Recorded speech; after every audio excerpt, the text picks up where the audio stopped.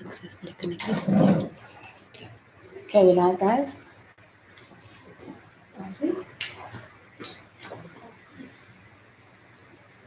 Good morning, chefs.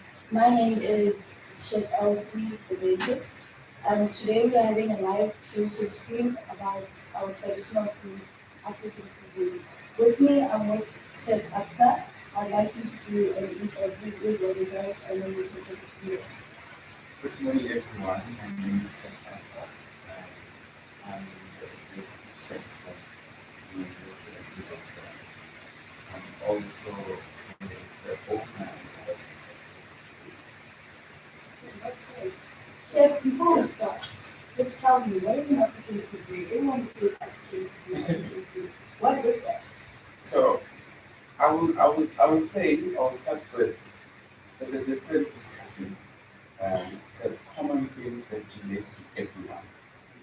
And also that thing that I probably don't know that they are African because I haven't tasted them. But generally, I'll say when you speak of your sam, when you speak of your traditional chickens, when you speak of mhodu, when you speak of madombe, for instance, and when we talk the word madombe, it also relates to somebody that knows that it is traditional food, or somebody that hasn't even tasted madombe, so you will not even know. But there's quite a number of products that falls under traditional food. That's the best way of even describing it. It's what your grandmother used to cook. And that's the best description of it. That's where it all comes from. That's where it all started, the journey, the conversation that we discussed even today. It's what brought us to be the people that we are and the people that appreciate what food is all about, what authentic food is. Okay. You know? With that being said, let's talk South African cuisine vastness and our local ingredient. Yeah. Look, when you talk local, you're talking mhodu, like I said, you're talking morogo. So what I see as well when you travel around is morogo and spinach, they assumed as one thing. But morogo is more around it. Morogo and spinach, they assumed as one thing. But morogo is morogo, spinach is spinach. There cannot be two things. There is a difference between the two, you know. There's butternut and there's pumpkin. There is a huge difference. And tell me, Chef, what's the difference? And it's with butternut, it's commonly used in the kitchens. And when you talk of butternut, of pumpkin, there's a green one that is green outside, which is yellow inside. And then there's a gray one. Right? And we normally use the gray one. The flavor is amazing. The flavor is different. And even the cutting of it, it's nice, smoother, it's not that difficult compared to when you use the butternut. The butternut, then you need to add more flavor to it because it's bland. You need to add few things to make it to come up, you know. But when you use the old ones, the one that people don't actually buy, that's more flavor in it. Let's just bring the other chefs into the kitchen. Any questions, Chef, that you'd like to direct to Chef Absa with what you just shared? I also like the herbal squash. Yeah, It has a lot of flavor in it. yeah. I think the conversation is to have this product being shown to people. Also, we need to explore more ways of cooking them. And also, what I've realized is they are cheaper than the butternut. And then you get them in bulk. If you buy in bulk, you actually save more than buying a small pack of butternut. It's true. And then it lasts longer as well, you know. And for me, I think it's a bigger conversation that we need to have in terms of what products that are there that we know but we're not using them. Chef, I'm getting married tomorrow. So, what African dish can you suggest? What I'm trying to understand is, Yeah. are there specific dishes that you would ought to have when you're getting married, when it's a birthday party, but back within the African cuisine dishes. Look, a marriage is a celebration. It's something that you need to look back and say, there's a reason why I went into this kind of relationship. And when you talk about what can be put on the table in terms of African cuisine, honestly, there is no boundaries. There is no boundaries. The only trick around African food is how you present it and how you flavor the food to make sure that people can still review the income. Remember, we have been holding that everyday cooks. The trick is when I come to that specific building, how long will it take? So that you know I can still say that people was the people and that was special. You know? So the ingredients we just put extremely what we like. That's how we play around to make sure that we bring the whole concept of traditional food to the relevant country.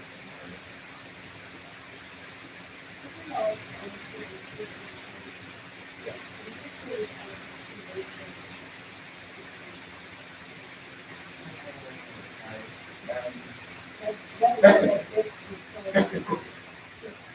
So we used to, every time I have the conversation about together, and people have what is there, you know, and we have a polenta, for an example, and then we have a fermented white bun that can be cooked in a similar way as polenta.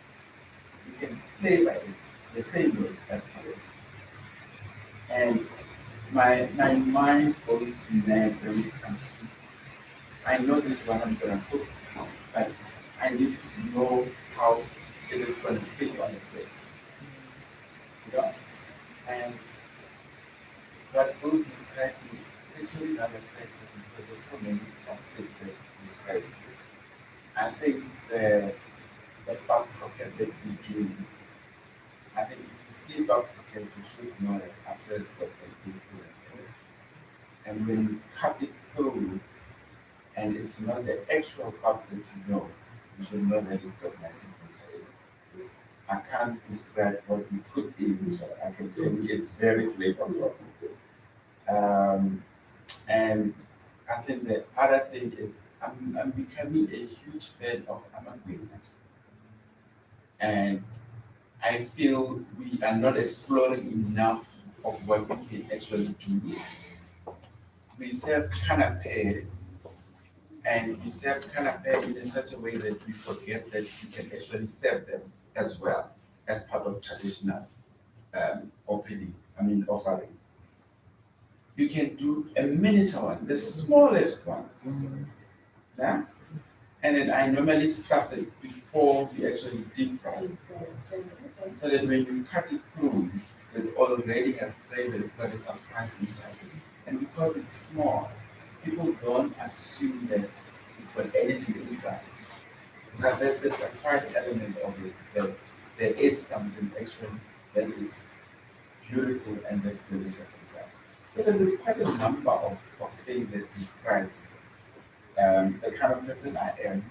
And I also say it depends on the kind of day you have in them, the kind of people that you are associated with in terms of the presentation. Because presentation is a communication language to somebody that doesn't know you. And it also builds a brand, a tailor-made brand that people, when they look at it, they can say, that is Absa's food. This is where you will think. Because I am Absa, and she's also a chef. We're never going to be the same. And that's the unique part of it. You need to be you in order for people to accept the kind of individual, the kind of chef that you are. And that builds the brand. You know? Interesting. So tell me, how do we professionalize or bring into the tourism industry or cuisine? For me, I feel we don't have to even do an introduction. We need to be who we are. We just need a lot of us that believes in traditional food. That's it. And then have the passion and then have the patience to cook traditional food. When it comes to tourism and when it comes to tourists, the first thing they will say is, I want an African experience. They can't fly from Italy to come and eat pasta there. It doesn't make sense. The first thing is an experience in African culture. And the part that's missing is we have a lot of people doing it. We don't have a lot of people that have professionalized that part. We need to be professional from it so that when they walk in something, they can walk in and order my brand and get them presented and eat with more muscles. And that's where they get this. And then tourism is for no reason. Tourism is actually looking at us and saying, what are you doing with your time? What are you doing with your talent? What are you doing with your skills? If you don't present people to acknowledge that this is who we are, then this is the best kept secret. This is it. You're not going to be here anymore. Access is not going to be in the next 50 years. The question is, who's going to carry on that discussion, that conversation? And it takes one client, just one, to come to a restaurant and love the food and post it, and that's it. And the rest is history. Thank you so much, Chef. Any questions on the floor? You may come in, Chef. Any questions? Please introduce yourself, Chef.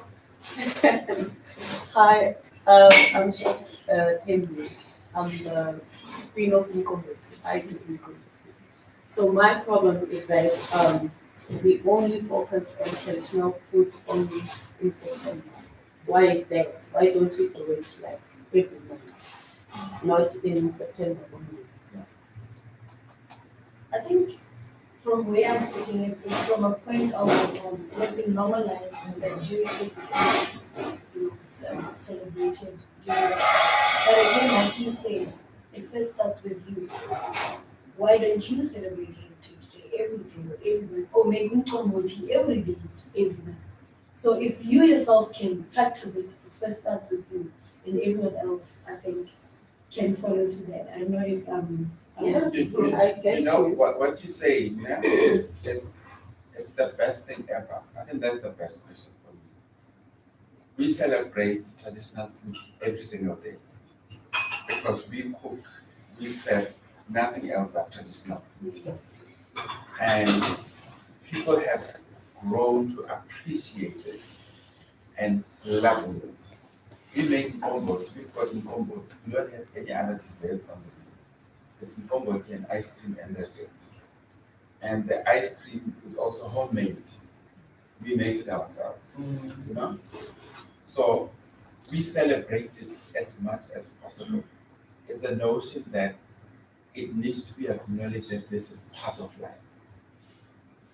If you fly to Italy, you'll find somebody making pasta from scratch on the street. That's how much they love it. We should do the same and adopt the same concept that this is us. This is who we are. This is what built us. This is memories that relates to so many generations. Your comfort will never be the same as mine because it's got a story behind it. And that's what makes it unique and different from what I can do and what you can do. But we all having the same conversation that moves forward the agenda of the African food.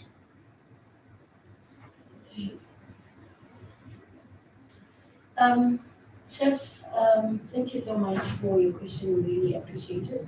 But also in closing, I think we're moving closer to that as today is Monday, right? Called Monday. So maybe tomorrow it will be a Chopin Tuesday. You know, Yeah. we're getting there one day at a time, but we will get there. Chef Andile just joined us. Chef, would you like to introduce yourself to our chefs? Tell us who you are and what you do, and welcome. Hi guys, chefs, how are you? Uh, oh, sorry. I'm actually proud of this audience. We were not expecting this because you guys didn't RSP on time. And but glad that you guys are here. And my name is Chef Andile Somdaka. I've been a chef for 31 years now, and I'm originally from Cape Town, Western Cape. And yeah, and I trained in hotel. I started all the way from the branch over there. I'm not as not as bad as a lot of other chefs out there who went to hotel schools and I did the inside training, and I was trained in the house at the hotel. And I worked my way up. And I think I regard as one of the known chefs in the country, based on the fact that I was trained as a chef that has to learn the French cuisine, Italian cuisine, English, and along the way, I realized that there is no future in all everything I was like as a young chef. What's the future? I then decided, not these guys who are showing me what they're showing me, that's not my market. My market is African food, particularly South African food. And what I did today is we're running a restaurant in Midland. And our restaurant, nothing is sold here except South African food. Oxtail, you find oxtail everywhere in the world. You find chicken feet everywhere in the world. You find everything around the world. You can find Malakoli everywhere in the world. What makes South African food to me is how we cook it. It's how the average of South African people are eating this product. I've actually been making so much noise. These guys are making so much business in hosting government events. And 90%, or if not 99% of the people that are attending those events is black people. And there's also white people also who love these foods, who grow up in the farms, who grow up with these foods. And they are being sidelined, totally sidelined.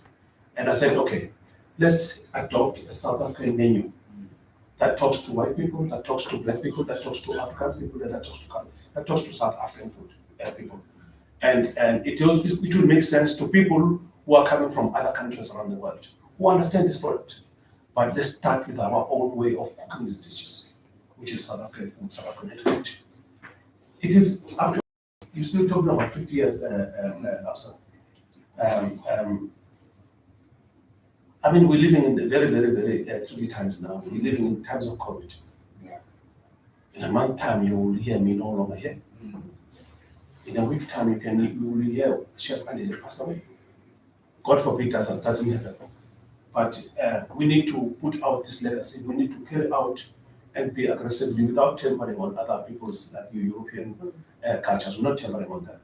But we are saying to us, we are South Africans. I mean, you go to Plaza, you go and buy some few things. When you get there, they serve you some these people. What's wrong with us? Why can't we serve people? Why don't we have institutions of our own and serve our own products? You understand what I'm saying? So I think the future of our heritage is in our hands. It's no one else says no one is going to promote our food if we don't go out there aggressively and make sure that it tastes nice because of the person on the other side whom we introduce these products to. And let's just also stop, guys, the fact that South African food is Imanambodo, no, let's stop that.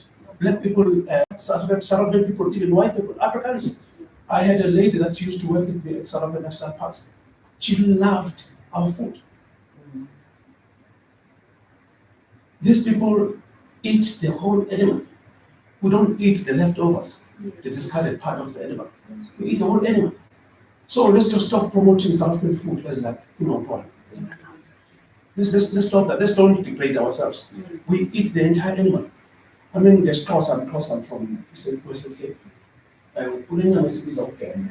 It's from myself.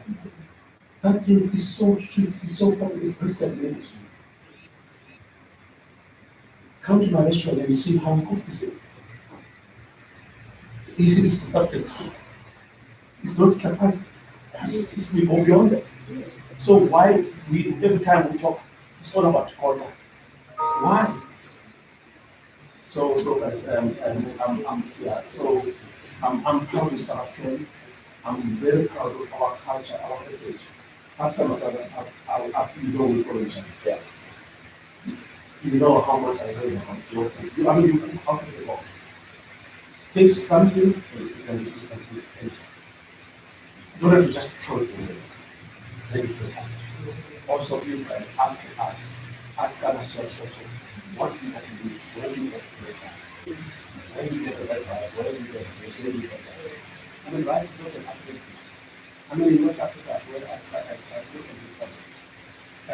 they have a dish called jollof rice. I mean, rice is not an African dish.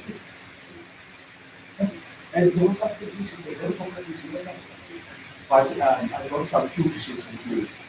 I brought fufu, which is I brought fufu, and I brought something else that I put together. I spoke to the suppliers from Ghana, and I told you guys I was in the last night.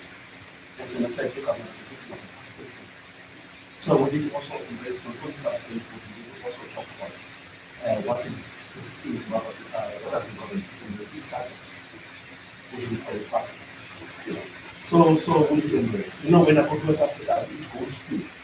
We eat food. So guys, yeah, I think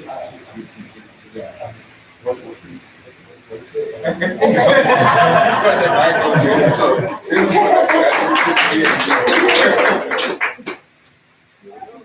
I must say, I really appreciate the fact that it's just chefs in my kitchen and my kitchen and we share ideas. And I appreciate the fact that we're willing to share and willing to spices, I think together there's just enough for everyone. So, you know, if I can put a bar of one plate and say, like, only two hands, it means we need each other to empty that bowl, and which is one thing that I really appreciate. I'm an associate, SAP all of us. Thank you so much, Chef, for that. And Chef, also, is your comment? You know, the more you were talking, the more I was thinking that I appreciate that we can diversify and talk in the South Africa. But I think we are missing a bigger story in terms of our cultures. You know, us as we go to Eastern Cape, and I'm saying Eastern Cape because I've been there, you will find millet or you will find information. You'll find, and when you taste it, it's not the same as what you're looking for. It's not the same. Like, it's just not the same. But I think for me, the bigger conversation is we need to go deeper and say what defines being a closet in terms of food. Because we are only seeing few products. We don't go deeper. You know? And I think that needs to be documented. Because we document the same things. We document stamp, we document volume, and then the story ends there. But when you go and talk Botswana, then you document the same. And then you realize that there's a bigger conversation you don't let. There's more things that we have left out. You know? And then you go to Limpopo, which is such a beautiful and amazing place. And it's got a rich, diverse story that is not documented. It is not documented at all. And then we come and we say the same thing, the same thing, the same thing. And you know the sad part is we're gonna be known of the nation of Sandra. I mean that's where it's going. Because if you don't use this one, this heritage, I think this should be a challenge to be to say, when we do a follow-up on this one, let's do a follow-up based not only on what is common that we see, but let's do a more educational. that Batswana ba ka motsepetlana. Batswana ba kgapetsa. Ne? Tea ya jewa ba kgapetsa. And then the story of tea. When you go there and you use a different tea, they'll tell you no, this is not the one. When you invest in that, they tell you this is the proper one. So you see, for me, it's already there is a bigger story that you're not taking into. So I think as chefs already got a lot of bring our cultures through food and deliver it out there. And I must say I'm from the holding on Ghana. And it's only now that Ghana was a bigger but I mean, I also think it's because we do not have those cultural events whereby we normalize only having our cultural food. Because the only way I'll know how to make bimuro or Hutu is through my grandparents or my parents. But because also our parents have normalized Western food, it's actually dying out. That's why you get someone saying, yeah, this is not banana, this is the. It's because I don't even know which one is the right one. You know? I think it's spot on, Chef. That we need to also, I think, as I said earlier, that um, I'm one of the people that are going to stand out there and be counted in making sure that we make enough noise about this product. To make sure that the Department of Government must recognize that we are existing and we are pushing this issue. To us, it's not even, it's beyond fashion. It's our way of living, it's our way of lifestyle. As I was saying that there's Turkish restaurant, there's Italian restaurant, there's Indian restaurants. You go to Bangladesh just to go and buy things, you get free fed samosas. And those people never look as if they said that as those things. So we need to change the way we do things. And as also I know that it would be nice if the tourism government departments and SA brand SA and tourism SA should work with SA chefs and identify who are the faces of South African heritage food. And I think also when I came in here also, Chef, you also raised the fact that it should also be stopped being celebrated on this day. We should celebrate it every day. And then also I think the eloquently responded to that. Some of us, we celebrate South African food. Me and Hassan yesterday, we were talking about the very same thing that why do we celebrate Heritage Day just once a year? I think we need to have, we need to adopt this or on a month-to-month basis where we just have these sessions. It does not have to be on the calendar of the calendar. We need to have a session where we have sessions like this, where we go out there and talk to young people. We go to we invite schools, colleges, private college and schools. The kids must come here and understand that there's something that's called traditional South African food. There are indigenous products that we are integrating. And a few weeks ago, I went to some places today. This was a very nice story when I discovered this product. I mean, as a young man, as a young guy grew up in the state, born in Cape Town, grew up in the state, my older sisters and female, they used to cook.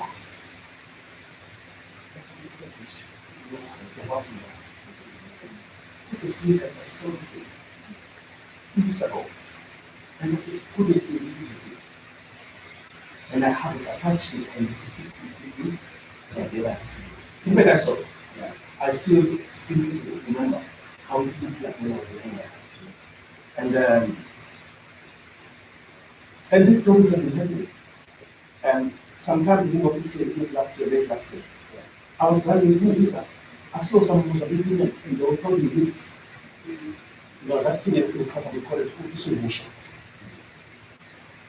Obviously, this thing took me all the way down to my legs when I was young. And I asked to be taken a video. And I wrote it, I really loved it on my feed. And so many people were touched by what I saw. And I shared with them. And they said to me that, Thank you very much for sharing this with us. I cooked that white with Moroccan what's the and I shared it on social media. That thing is crazy. Crazy.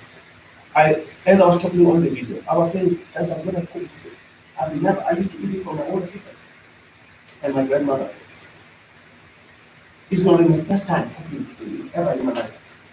And I mean, you can see the passion of me talking about this thing.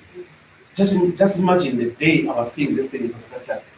And the day I was actually, the day we were eating it, if it was blown away when I was eating this thing. I mean, when I ate that thing with the marrow, I just threw my hands away. I said, I give up. This is us, guys. Europeans, Asians, Americans, when they come to Africa, can you please send them our food, guys? We have a very rich, I mean, I go to West Africa, I was in Togo 3-4 months ago. I tell the guys, stop trying to impress me with French food because that country is so much French. Stop that, I don't want that. They've got the small little ginger that is so strong. They've got they've got ingredients. I mean, they've got products and ingredients that can only be found in West Africa. Make use of that. I mean, in East Africa, we were in Rwanda and in Uganda. Same thing, these guys. They've got tomatoes that are wild tomatoes. They make juices out of it. We don't know these things. Okay, if those things were acquired taste, we have to acquire the taste. Must also remember also that when we are feeding people from outside, our own foods, they're going to have to learn to get used to the taste. 2 weeks ago, even last week, not even last week, 3-4 days ago, the great Miles Monroe, his daughter, was in my restaurant. This woman is American woman, but she's from those islands there, those American islands, New York, Jamaica. They are from there, Barbados and all that. They're not originally from America, but they're Americans. The daughter of the great Miles Monroe was eating my food, and we blew her away. We did ox tongue, we did oxtail, we did escopo, we deboned it, I brought it here, you guys gonna taste it. And we did hard-boiled chicken. Yeah. Not only Mautuana or the chicken. Mm. These people came back a week later and they want same food again. Some of the things, some of our tastes will have to be acquired, guys. Like Mkomboti and like Mkomboti ice cream, which I've tasted from him. And me and you and him and all of us, we're used to this. This is our culture, this is our background. I mean, there's nothing nourishing like the porridge in the morning of sorghum. Mm-hmm. And that's what you cook. You know, your stomach and my stomach and our stomach, they need that bacteria. It is called the friendly bacteria. When you go overseas, when you go to China, immediately when you get to that country, try to eat their cheese or their yogurt. You get your system get used to their local bacteria to make sure that you don't get sick throughout your visit. So that these are the things that we learn, you know. And also you can also talk through them and tell them that when you come to South Africa, first thing that you need to eat is things like ngomoti. It's a local bacteria, and it's a friendly bacteria that your system needs. We were brought up our own grandmothers and fed these dishes. Now we've turned away against them and we're eating McDonald's and other things. Mm-hmm. It's fine, we can have them, but please, guys. Just to ask you a few questions in relation to African food. Yes. Are there specific dishes that you serve personally for specific occasions? Are we getting married, or there's a funeral, vele, or nyatwasa? Is there specific meals within your culture, let's just say, that you guys serve for certain ceremonies and have certain resemblance to it? Typical example, I'm sorry guys to keep on talking about West Africa. That those people, they don't have land, they only have goat. And when I told South African guys, when I shared this thing on social media that I'm eating goat, my own people were asking in China, Are they making some ritual for you there because of goat in South Africa? It's a ritual. It's a ritual, yeah. So normally, when we go to the mountain for circumcision, uthwala ibhokhwe. And the guys they mentioned something which I'm not mentioned here. That your chiso. Okay, I'll just mention that your chiso, meaning that after when you are in the bush for they do that ritual in 7 days. They take on anything, they do that ritual, and you are given the whole arm of the animal to yourself to eat it. And it's part of, you have to go through that process. So we do it, yes, the answer is resounding yes. We come with you also. When there is an event where people are talking to our ancestors, those critical dishes and those drinks are actually good for those occasions. Also, again, I know the United Nations also did some survey and also even around Africa for chefs who can come up with recipes of what do African people do for breakfast. African people we don't eat bacon and egg and all those things. That's not us. What do you eat in the morning? Porridge. Yeah, it's porridge.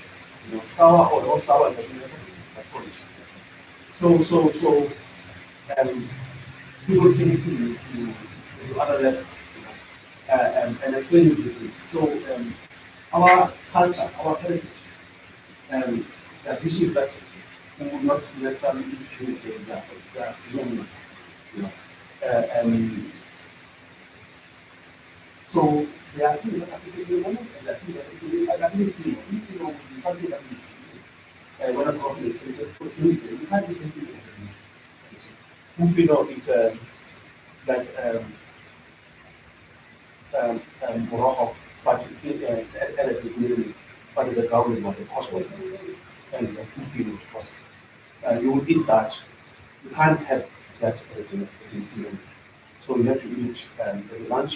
You can't have it for breakfast also. I've never had it for breakfast anyway. It's always a sour porridge to make sure that you end those friendly vitamins to eat it through. It's a lot to take in. Any questions, chefs? Any questions? It's just a comment. I said, I'm time. Yes. I think we as Black South Africans, we have become our worst enemies in terms of support structure, supporting each other's muscles to start with. For example, when you see a random person saying, it's happy, you know. We have this thing of to undermine those people just because to have this perception that we need to undermine institutes, you know. Whereas we learn more from those people because it's what they do every day, and they meet different people every day. So unlike with us, we were more designed, if I can put it that way, to concentrate on Western cuisine most of the time. And I think it's about time as Black South Africans that we start appreciating those people because they do a lot. If you can go to Electrum right now, like you said, it's Mekobi. Every pub that you can get will be selling and we can just share ideas. That's what I believe in, to share ideas. You know, even if you have that special recipe, but you can share an idea that's not the exact recipe of how you would do a typical dish, you know, for your own restaurant or whatever. And then also I feel that we must support each other. We really need to support each other. Some of us are quite new. If I give you the experience you guys have been having in the kitchen, you've been in the kitchen for a very, very long time, that you have acquired more skill and you've learned about a lot of things, you know, mistakes like of traveling and yeah. But I would like to, I'm here because I want to try, and understand more about my heritage. Because when growing up, I have this thing with this in so here when the kids that is going to say kaya but that's biologically individually guys. So I don't know much about their culture, and I'm still trying to find a way around the reality. I'm actually what type of people are they? Like I'm told, and how do they celebrate, who they are and stuff and so on. And just to add also on the fact that when you cook certain dishes, like as when you cook a hot boiled chicken, there is a certain part that accumulates the heat. In a part is cool, as you do on this piece, and like and you on this piece. So a kaya, I would see every time when a hot boiled chicken is cooked, my dad would be the one that separates the meat and he would asphalt, and I think this is yours, this is yours, this is yours, and this is mine. You guys can have this. As much as no matter how easy, when there's a ritual that's going to be performed, there's a part where young females who abangakabi nabantwana, they don't eat a certain part of the meat, So I think the us having these sessions is just really sort of beauty. We need to understand and know and see this thing of undermining our abilities, because we tend to undermine our abilities a lot, and we look at the next person or prepare something that is so delicious and so nice, and so nice, and then we haven't even tasted it, but already we have negativities. We say, oh no, but this thing, no, it's not cooked in this way. Whereas if in my case and like right now, they cook inyama yabo differently to Tina Eskalangapa, in Jordan. Like yeah, like inyama yenhloko, they cook bayifuna ingena any additional things, it's just salt and water, yeah, that's it. Baziphekela uphuthu lwabo. Yes. And ayidliwa nabantu besifazane. Inyama yenhloko specified ukuthi eyamadoda.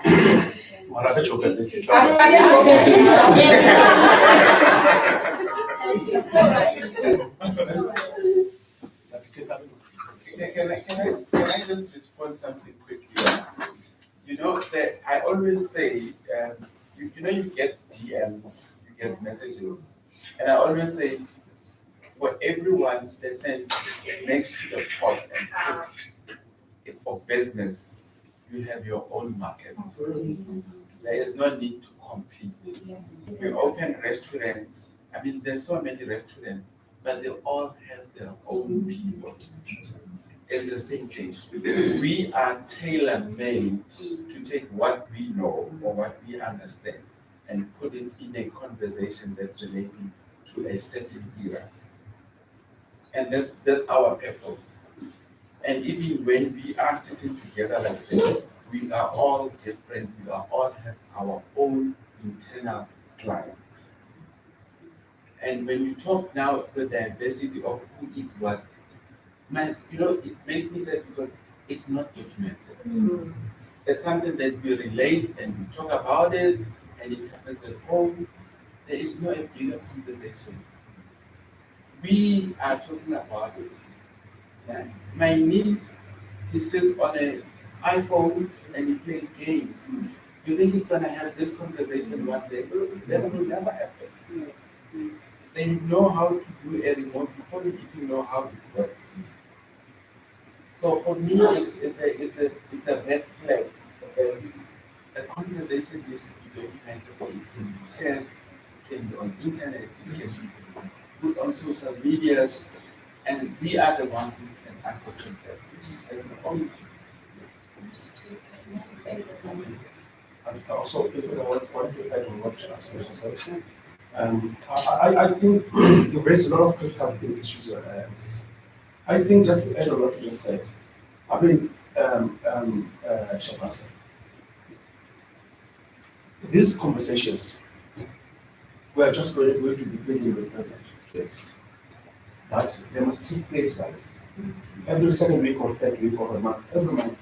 We also even need to take even further, guys, and go to the street vendors, as chefs, wearing chef jackets, and with the social media following us live, and showing us, embracing and endorsing what these guys are doing.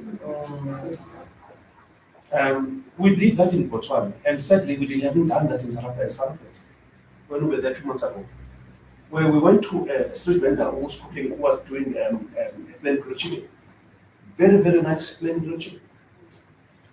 And we were there as chefs wearing chef jackets with the president of Botswana Chefs Association and the entourage from Botswana.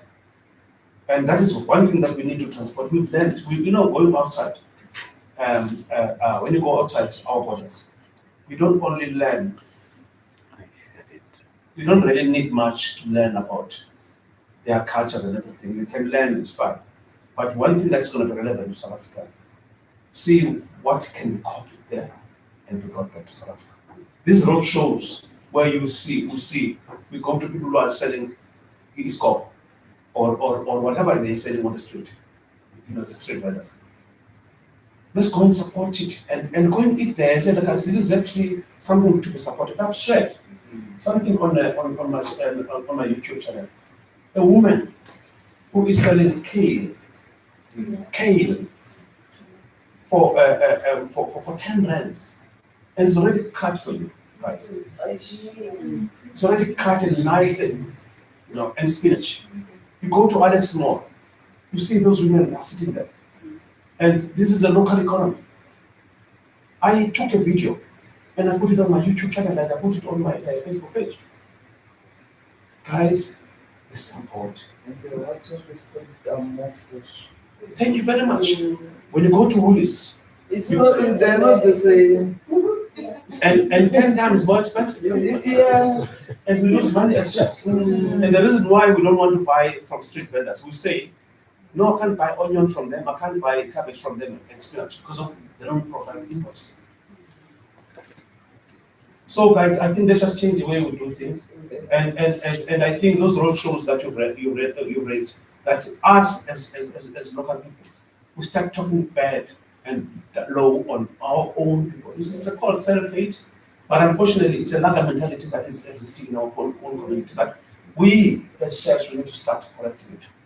And it's up to us, and we are going to make sure that these sessions, they happen quite regularly. Just to chefs will make sure that it happens. Entrepreneurs will make sure that it happens, and we appreciate our vendors within our field that cannot get the privilege to be where we are or even dressed up the way we are. We'll make sure that it happens, definitely through you today. I hope, Chef Jane, you're listening. Chefs are really honored. Thank you. Finally.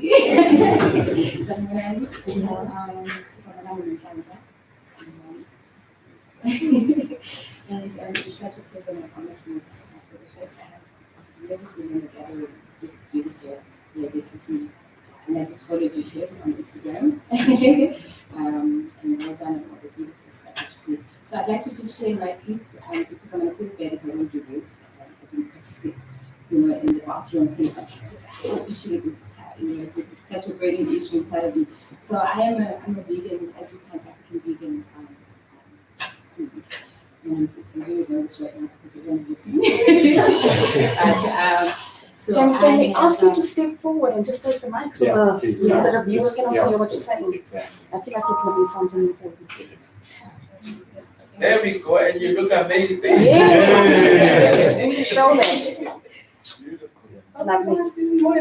now I'm gonna die. So I am Matlanta.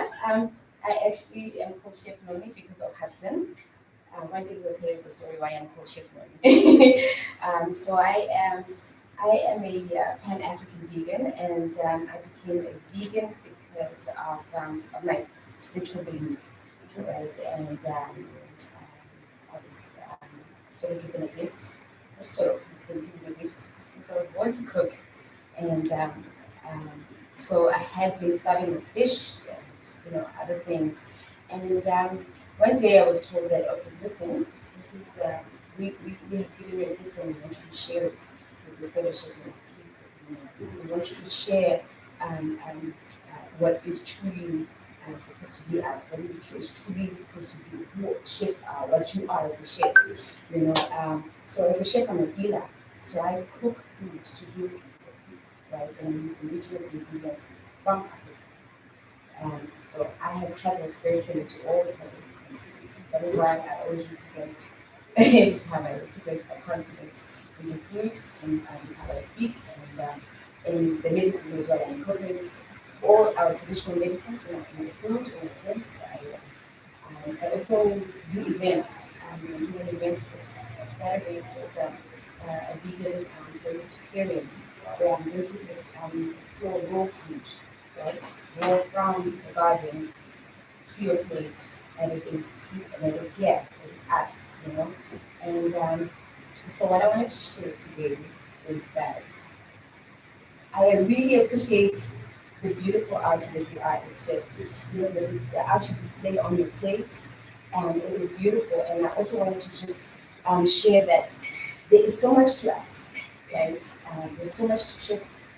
There's so much more than the meat that we eat so much, And I want to always encourage that we always, look away from the meat a little bit and explore the grains, explore the greens, forage, go to your garden, let your garden speak to the soil, respect the soil, because that is where our food comes from. So I teach people how to handle the soil, how to go and cut food from the soil. You don't just add it into your food. No.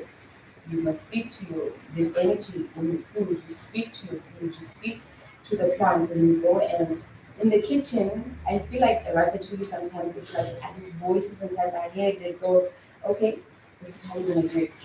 And I do it, and I hear them like, "Oh, really? Okay, boom!" And I come up with a simple dish. Not those whatever the dish is, but it's truly African. It is healthy.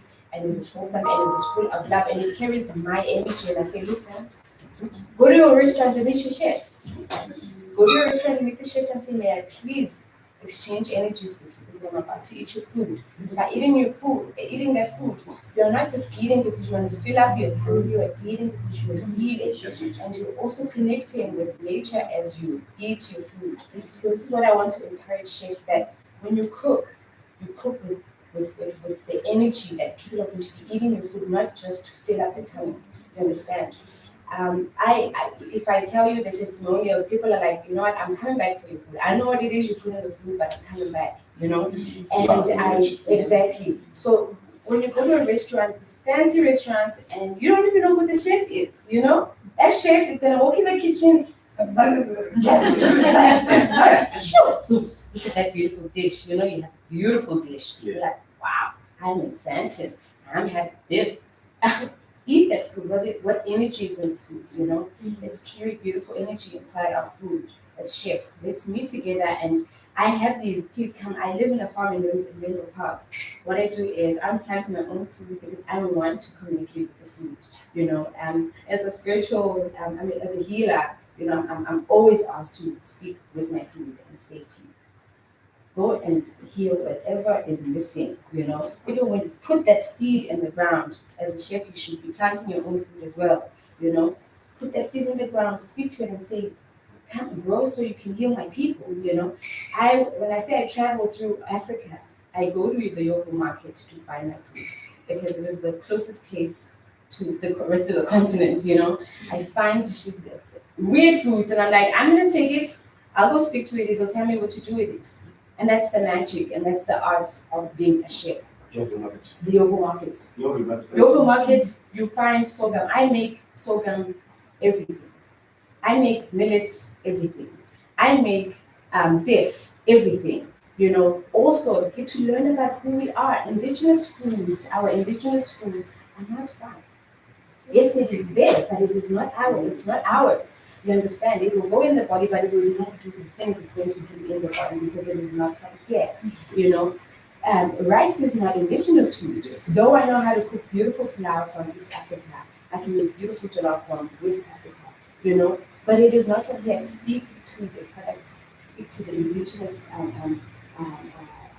food that is meant for our people, because it's not just about, the pretty dish, but it is what it is supposed to do to you. It's supposed to preserve your body so your body can come and create the art you create in the kitchen, So this is that's my piece, and I would love to taste your food, chef. So right now I'm actually fasting for 30 days. I've been eating raw food, just raw green food, because I want to demonstrate on Saturday that it is possible to go for 30 days with just raw greens, right? That come from your garden, and that you go and meet your.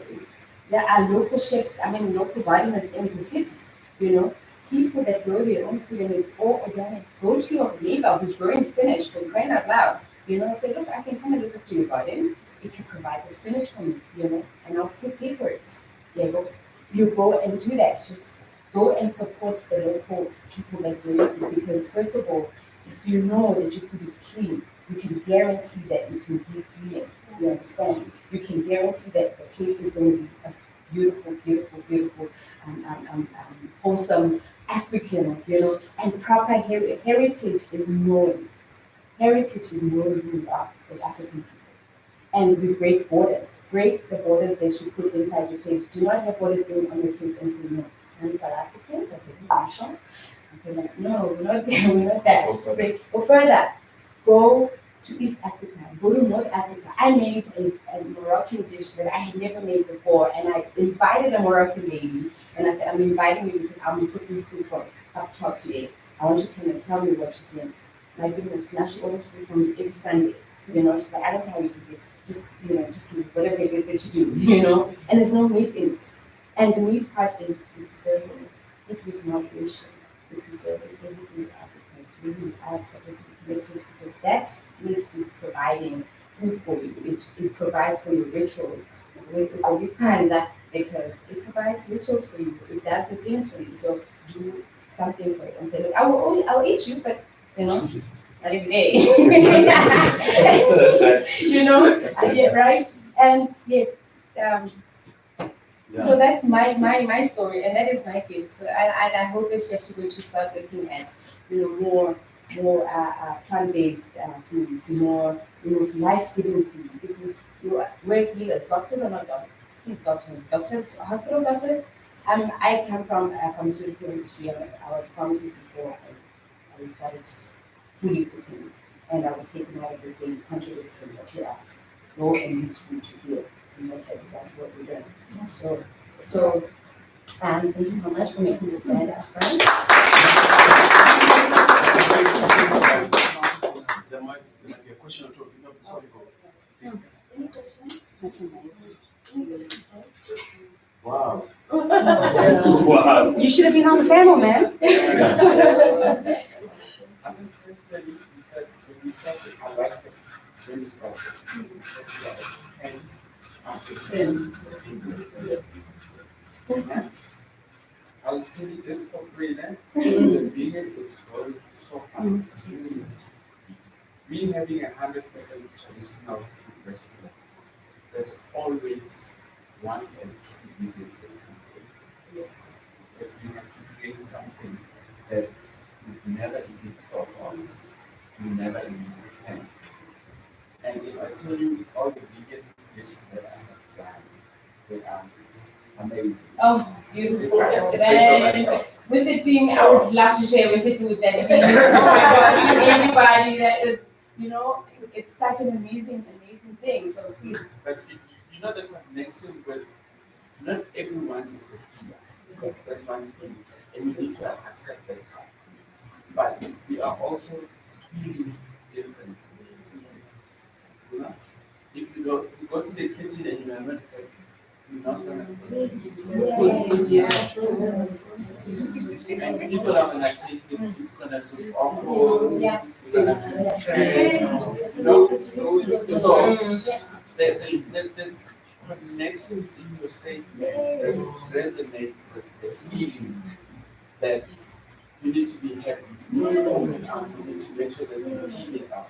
It's not only you that needs to receive, but everybody in the team needs to receive, so that when the product goes out, the clients are happy. The best way. Yeah. I mean, So- we're African people. Yeah. We're spiritual people already. We're just like the African, Yeah. you know. So what happens when we are, look, food is what brings everyone together. When there's any ritual happening or ceremony happening in Africa, is food, you know. So food is a spiritual thing, very spiritual, because when you're eating to live. If you don't eat, you're gonna die, you know. So, but what are you eating? That you think that you are what you eat, you know. I eat African because I am African, you know. I eat indigenous because I am indigenous, you know. I eat raw because I'm raw. I eat healthy because, you know, I'm a leader, you know. That's things that you give this food to your people that you would love to eat yourself every single day. Just don't go and say, no, I can't eat this, I will eat something. No, cook it, sit down and cook it. Eat with your hands, you know. I encourage.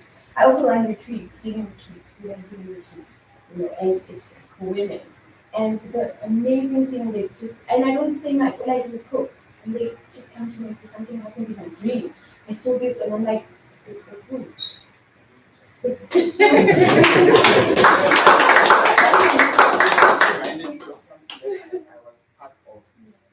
If you go to the northern part of KZN, there's a village called Mabanta, and it's full of traditional pillars. So what we were doing there, we were transplanting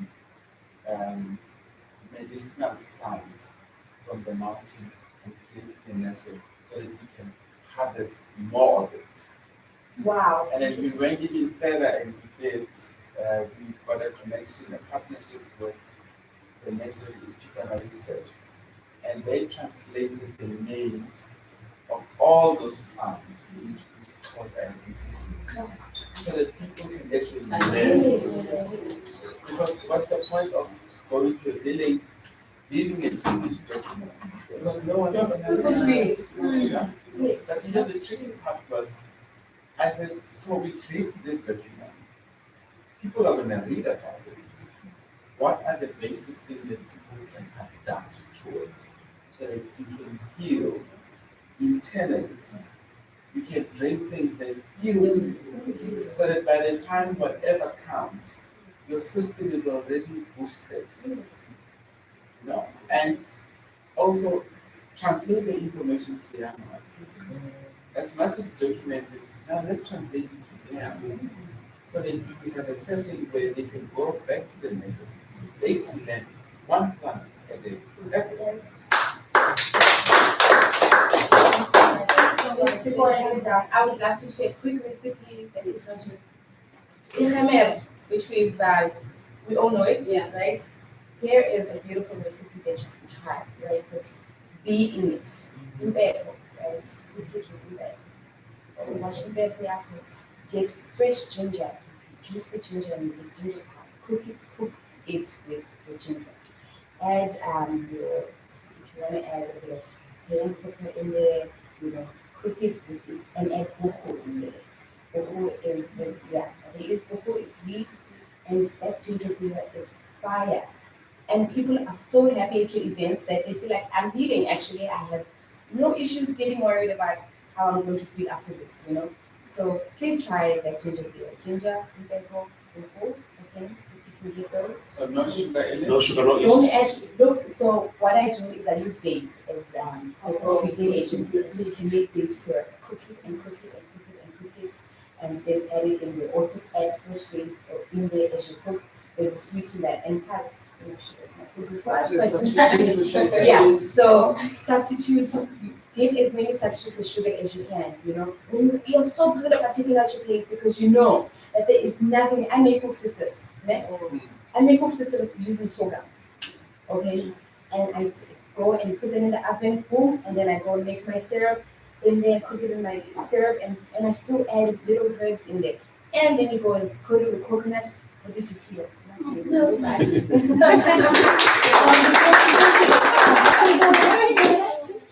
Can you just once more in front of the camera introduce introduce yourself to our audience and tell them where they can get hold of you, because I just feel like what you have is so fundamental. So if you can just share it with everyone else. Thank you so much. So my name is Notata Kodole. That's me on Facebook. And on Instagram, I'm Zulu Star with a double R, or Organic Conversations. And I'm a chef, I'm a healer, and I talk a lot.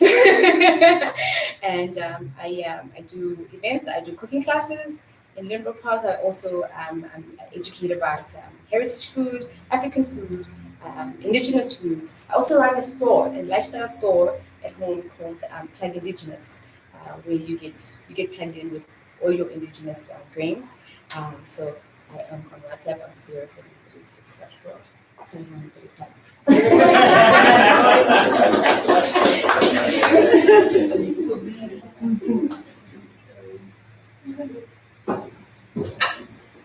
Yeah, that's it. Yeah, I just mentioned something, guys, that is quite striking. I mean, he had a long list of them, in fact. Let's just learn and plan our own restaurants and herbs. Yeah. And I'm doing that. And if you are a chef, it's always good to have a relationship with your food on the plate, all the way from the soil to the plate. And I think the fact that also what also she made mention of, she didn't say don't eat your meat, but just try to have some days where you actually you take your body to place. And that's how we eat our bodies. And then also, guys, not shouting out loud, also, she mentioned the sugar also, you can try to stay away from it. It's not zero poison. Sugar is zero poison. Yeah. And if we can try to find substitutes. But unfortunately, most of the things that we do, when we bake breads, how do you then augment your syrup into bread making? Then what you do is then you make your syrup using dates. And then also then you take the amount that you usually want to measure at the beginning. And then you mix it with the water that you're going to put in your dough to make the bread. And then also, I don't know, going forward, then you can, but on a large scale, you still stick to sugar. Thank you so much for that. I do get a lot of vegan clients I bake, so I think we might need to. It's going to be cheaper and more friendly as it's not processed. With that being said, Chef, I think we're hungry. Said you got something.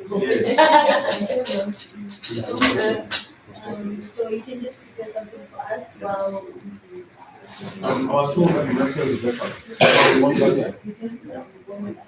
Any questions on the floor before we close? Does anyone want to come with me to warm up?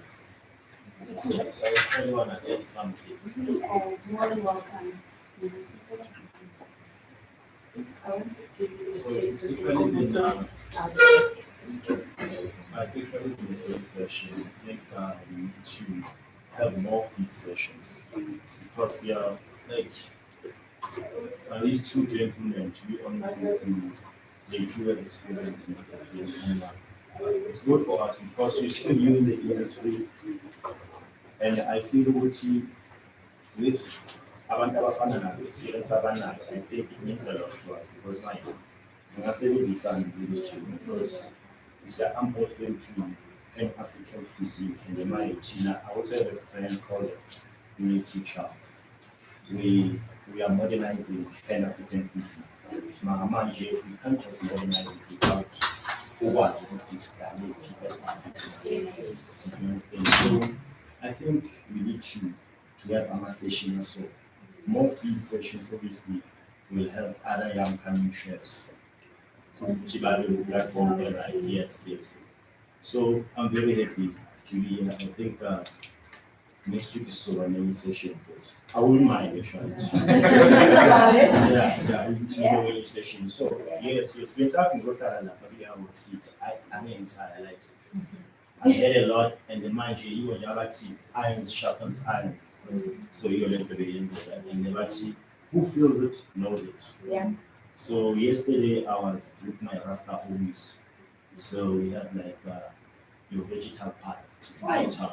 You say ital is vital. I eat it. So as in, it's ukuthi ngoku-process yazo. I won't say I don't touch meat there and there, but ngoku-process lapho ngibona khona ukuthi obviously the more you eat vital stuff, the more like it helps your body. So yes. So I mean, I just give a massive thanks to be here. So I wish you could have more sessions like this. Yeah, for sure. We really, we are looking into it, we'll look into it. Yeah. With Edson, we need to make sure that we have a lot of, especially with the image that we are seeing from the chefs. We will try at least once a month or so, we can just meet up and share our ideas, and meet up each other. It's really, really very important. Myself, I'm very, very humbled. I never thought of sitting next to the chef Absa or the chef, and it's one of those things where you're sitting there like, hey, but guess what today? No, I'm sitting next to you. So guys, with that being said, let's just communicate, change numbers, follow each other, grow each other. If you need anything, don't hesitate to ask. And I appreciate the fact that we are willing to assist each other. As chefs, we are important. We've got so much work to do. Because like they say, we are what we eat. So we need to make sure that we make it as religious, as traditional as possible as it can be. With that being said, we'll be closing off. I don't know if you guys want to have food tasting on our live stream, or can we close off? I think But let's do a small tasting so we can get feedback from the tasters as well. Because I think for the audience to engage and get some So feedback. Susie, you'll just bring the dishes and tell us what is this taste. I tell you what also guys, Chef, can we get attention to the chef? I just want to respond to the point that you actually made. But this session is so good that we also need to open our net a little bit wider to try to attract more different education. And probably going to have people from street vendors who are going to be part of the panel and try to talk about their experiences and then what type of help they need from us. SA chefs, guys, belongs to all of us. White, black, colored, everyone. So, guys, this is our own organization. We are owners of this organization, guys. We need to be there and we need to be active. And we need to speak loud and say whatever we want to correct. And things are not going to happen when we are sitting at the background and howling. We need to be part of it, and we need to be part of the solution of the problems of our industry. No one is going to be promoting our own South African food, except us. Except us, yeah. Except us. And so I concur and agree with you when you say this session we need more of it. We have a very good president. James Koza is a very, very good president, guys. And at some stage I didn't hold that to him until I came closer. I mean, the guys that we're working with here, Precious, I'm trying to find Precious now with a lot of jobs in terms of like trying to you guys to go and get membership. Please, guys, all of us who are here, and the guys who are also on live streaming, can you please, guys, register and get membership so that you can be part of what is happening at the SHFs. It's not easy for you to understand and see what's happening, especially in Gauteng, when you're not part of what is happening at the Gauteng competitions. So please, guys, go out there and go and register and get your membership. Precious is very capable of making sure that everything that is needed to be done is done properly for the members. And so, guys, we can have a voice, we can vote, we can come up with suggestions. When Gauteng committee that I'm a member of is electing a chair, the chair, those elections not supposed to be happening within the committee. Members must vote for the chair of the Gauteng committee. Members must vote for the vice president of vice chair of Gauteng committee. So all the positions that are happening at the SHFs, the members, you guys own this thing. You vote for me, you vote for you, you know what I'm saying? And you can't vote if you're not a member. You can't own SHFs, you can't feel part of it if you're not a member. So guys, I'm urging you guys out there, go and take membership, guys, and we'll make sure that your certificate is delivered within days. So please just go out there and go and register, guys. And I'll make sure that I'll receive even inboxes for you guys if you need some information. I'll make sure that Hassan Masondo is going to assist you in that regard. But the person who's actually dealing with those membership is Precious Man herself. She is very capable of doing those activities. This is very, very good. Those activities, if you have issues, she didn't respond to your email and everything. Let me know, let her know, let us know. Put it on Chef for her. We'll pick it up. And I will address it. So guys, please go out there and register and take membership. We'll make sure that it works for you guys. Thank you, Chef. You still have the floor. So in closing, So for the fact that our culinary cuisine is being colonized, so I think we actually need to change the whole concept of teaching. That needs to change. It's colonized already. You go to school, it's French. You go there, it's French. You go there, it's so. Those are the things that we need to start with, like our culinary curriculum. yes. So I think those are the things that we need to fix and make sure that wherever we go, see the head where we say, okay, this is now ours. Like when you go to Belarus gastronomy, I go the food Bible, food encyclopedia. So you check South Africa, they say, no, I is being like we gather inspiration from other European countries. So yeah, I think that concept has to change. And since we're here today, it starts with INI, it starts with us. Yes. And we got to do this together, nonetheless. Yeah, just to directly respond to you guys, to you, Chef. The issue of changing the cardinal, the captured cardinal, as you said.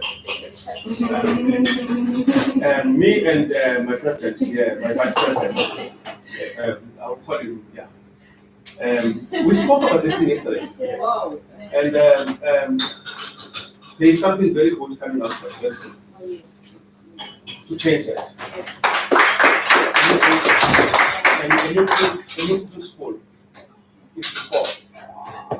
And just going to teaching, so the first school in South Africa that's going to teaching. Can we be part of that? Can we be part of that? Can we be part of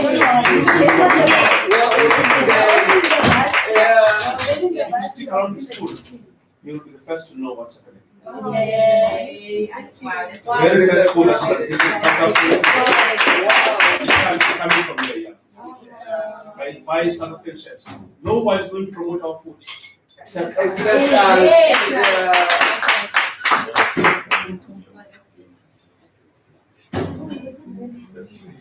So I was also maybe suggesting that, we could actually come to your spot where you do your thing to have these sessions. When we come to people's venues, I'm good to have people at my place too. And we can use the venue to have these talks and we can invite more people, so that it doesn't look so scary and formal in here. Yeah. So maybe we can all just, come to your place, Chef, and Myself and Jolene. Yes, just pause a little bit, Chef. We will continue. I was thinking as well, we need a bit of a break whilst that is being prepared. And then we continue. I think another subject that we need to talk about is a subject that he was touching on as well. How do you transform the educational institutions to embrace, and the industry as well, not only the what you call it. That's it. And I think the likes of Chef Absa, because he has started that concept of embracing local cuisine in the industry, there needs to be, a drive into that talk. So maybe we need to say just that little break whilst that is being prepared. Yes.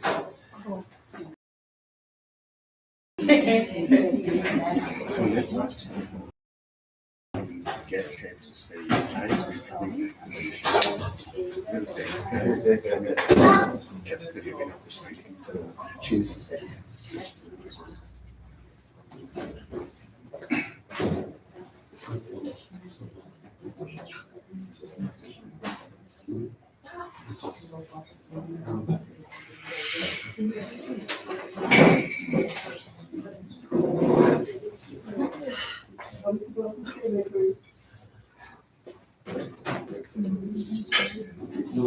Okay,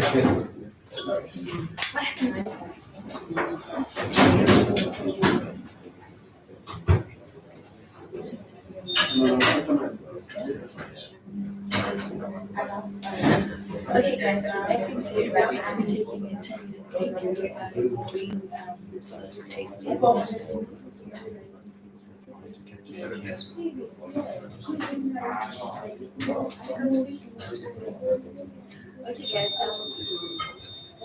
Okay, guys, with that being said, we're going to be taking a 10-minute break. We're going to be doing some tasting from Chef Andile and Chef the Queen of Nkomo, tasting our Nkomo as well.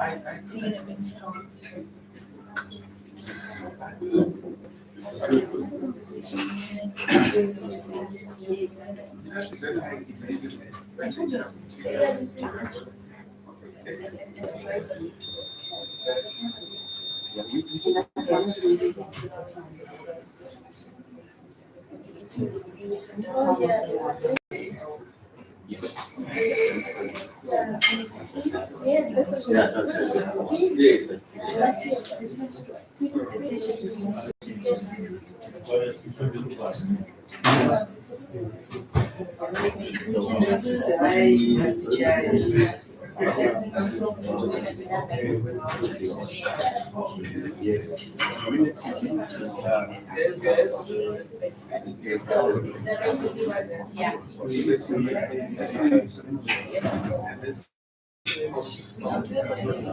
We don't limit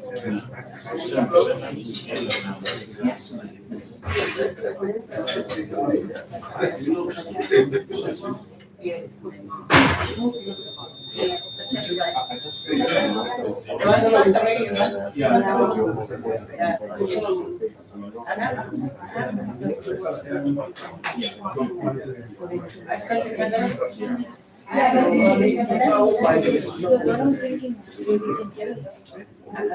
Since when you like putting a buzz, yeah.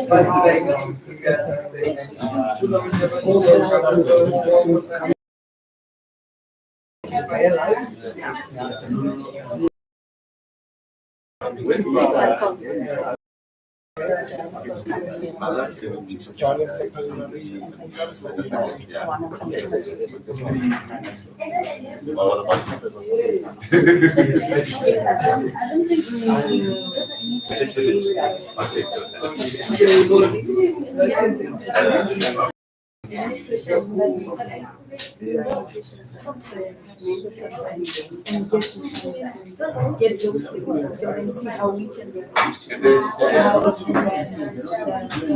I want us to run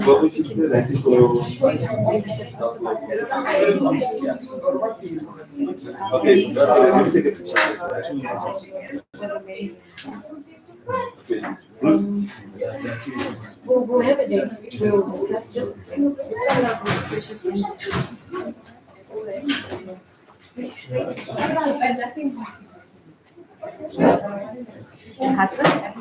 Oh.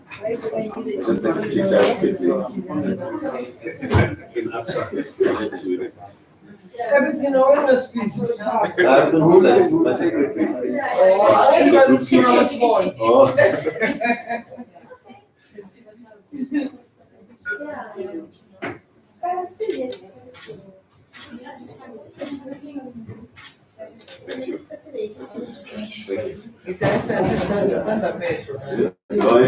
All right, let's fix this in my do. Yeah. See if maybe we can. How we're gonna do it? You think the nice thing is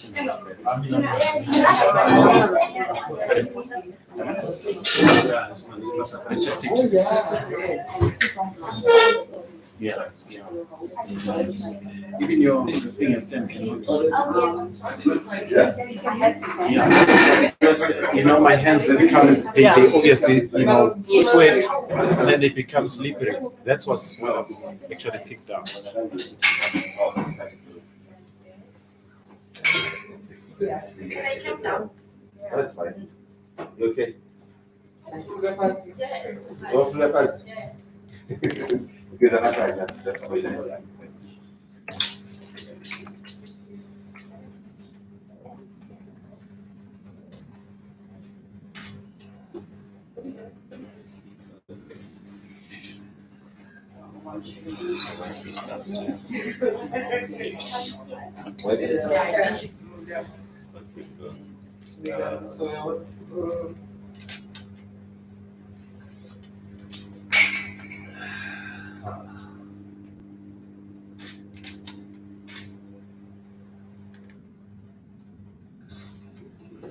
Our food is getting cold. All right.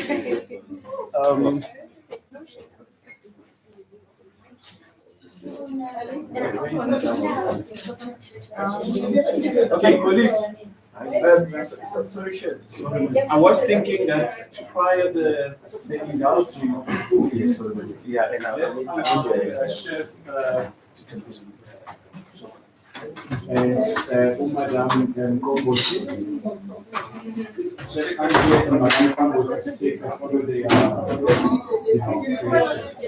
so we will allow that before we start indulging, so that we can share the audience. They can bring the food to the table. But you can bring your plates on the Because our table. live stream is still running on YouTube right now. Oh, go to the bed. I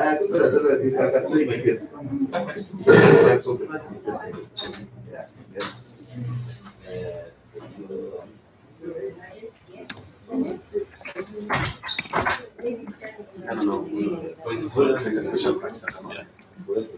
But the only problem that I have is I'm gonna forget it. That's my only problem. Yeah, I'm gonna forget it. I think it's more original. And then she'll come back to me for the price.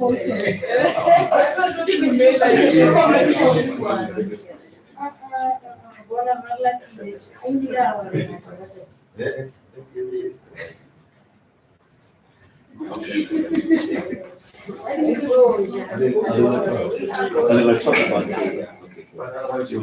so you can ask if I'm to come to the tables for our YouTube live for running. Yeah, with the food. Just check me. Let's say I can't come with the live, maybe you can go live and you can watch the pictures. I'm gonna go live now. Yeah, go live and just check it. Okay, but can give it to them. You know, our Facebook is there. What is it?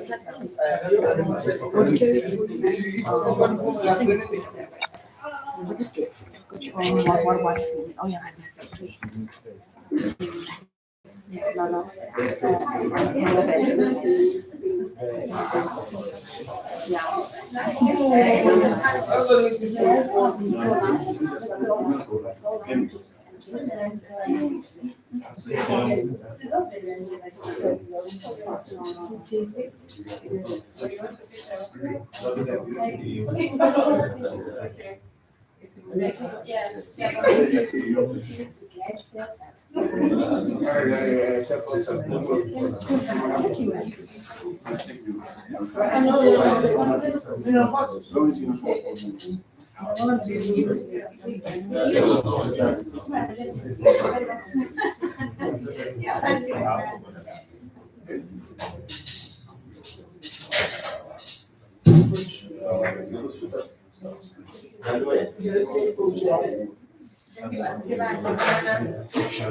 So you will share on, because I just followed you. Oh, I'm going to share.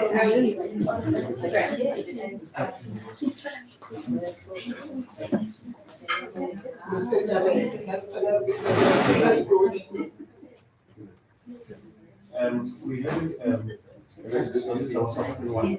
Okay, basically it's an original one.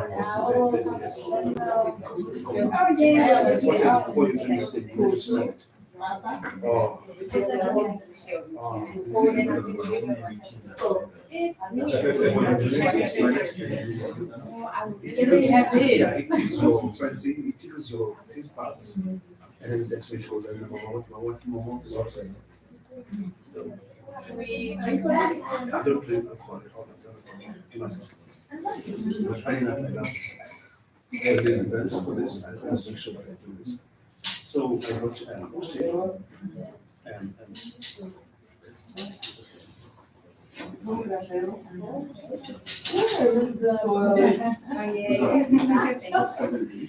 Yeah, I use the apology as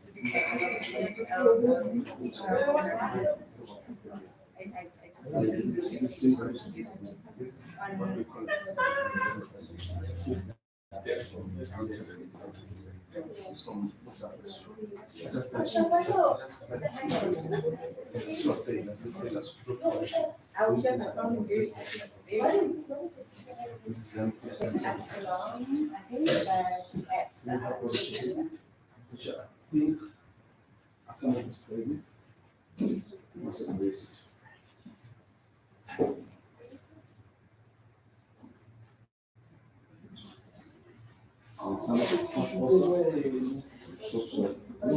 your people are meeting me. Yes. This is also something that I brought when I went to Ghana. This is the food. When I went to Ghana, I brought it. Yeah, this one. You get the white one, you get the yellow one, the white one, you get the yellow one, you get everything. So when you were saying that, when we present breakfast, this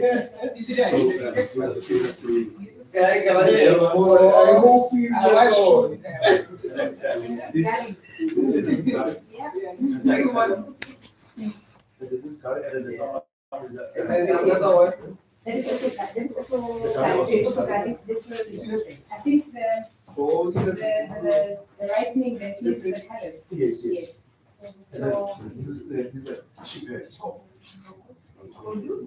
is not what it is.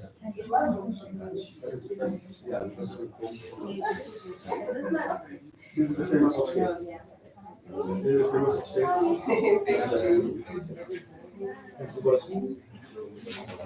This is the cigarettes.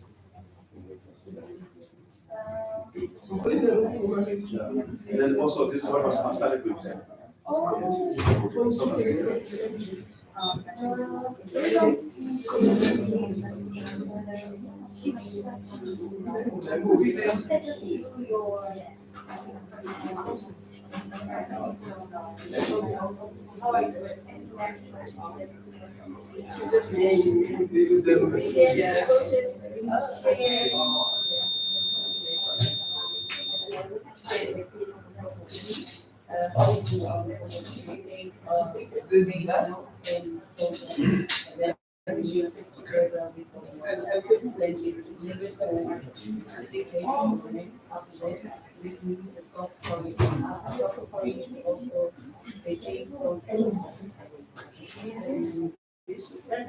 So after organizing and after I go back and then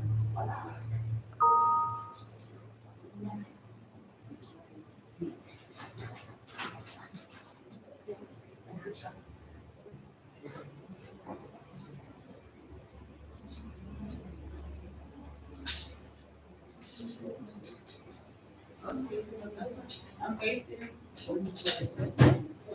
we also have this classes of we have online classes, we also have sessions, and then we are all very good as all round the events. And we are also making certain all sorts of things. Also,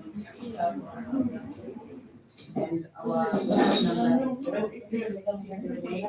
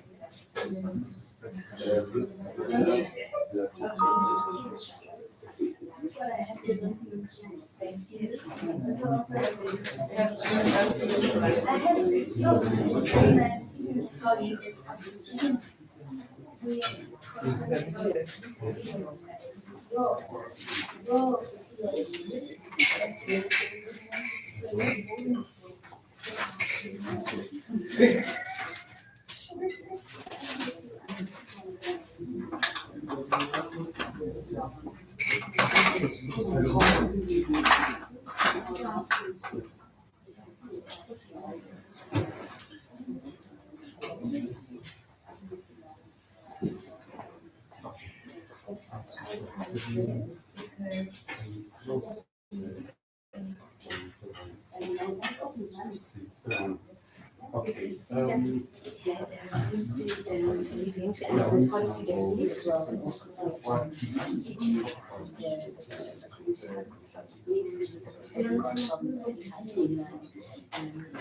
actually happened to be at that school because Austin was waiting. Yeah, it's like well, when I was visiting.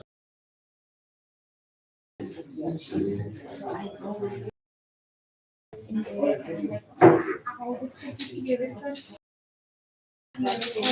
And I used to go to Austin where books had a bookstore. Yes, big books, yeah. So we just moved in there just over 2 years back. Oh, I'm from Maboneng. So you could also think we can go and be for the Jews thing and that. Oh my goodness, no, honestly, I would be honored. I'd love to do it. I'll take care of her. Yes, absolutely.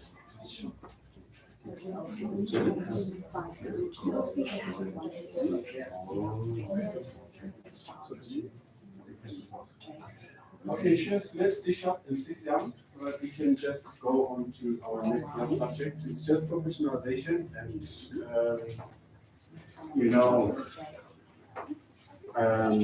our food's being embraced by culinary schools. I think Chef Daddy has touched on that. I don't think we should take long on the subject. Let us avoid being sensitive as well. Yeah. Chef Andile, let's consider sensitivity in this because a lot of other people are watching. We might find ourselves compromised. Very interesting subject. Again, I'm sorry.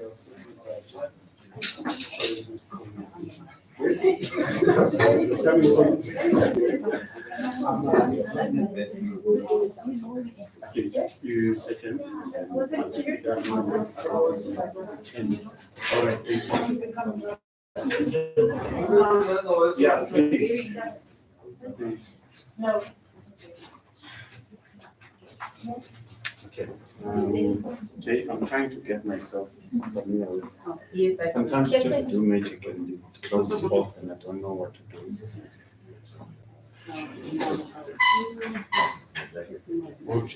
Now we're at one conversation. Yeah, that's how I did it. Otherwise, it wouldn't work. Yeah, it didn't work, so I just but let's wait a little. Let's wait a little because everyone needs to sit down. Where is our presenter? Chef Elsie, are you ready to go? Yeah, please come so that we can start. Can you guys just give us some feedback on the food? We're still on our YouTube live. Maybe some feedback. The taste. Oh, the. Yes. The color. Yeah. Delish. Yes. Oh, that's in Goboti, right? Yes. Yes. Mm.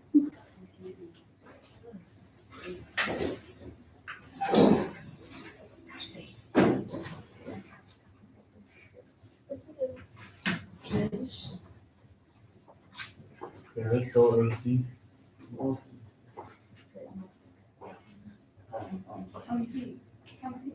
The biggest. Yes, now. Spoon and assistant are here.